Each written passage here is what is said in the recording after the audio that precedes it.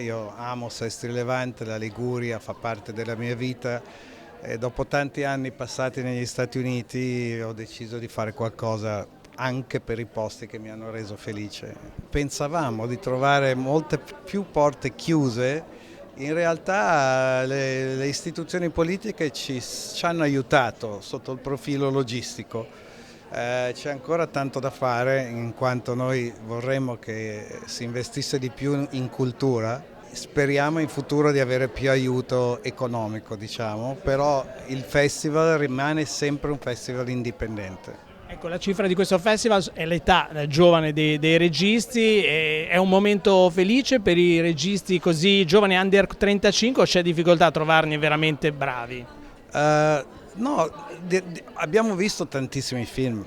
Devo dire l'unica cosa riscontrata che questi ragazzi una visione del futuro o del presente non troppo positiva. Manca una certa positività, quindi abbiamo un po' fatto fatica a trovare per esempio delle commedie. Questo è un po' un segnale per tutti noi. Questi ragazzi hanno una visione non positiva, non so per quale motivo, posso immaginare, ma bisogna cercare di cambiare le cose. È la prima volta qui a Sestri Levante? Sì, è la mia prima volta, sono incantata, già non voglio andare più via. È una sicula che si innamora della Liguria.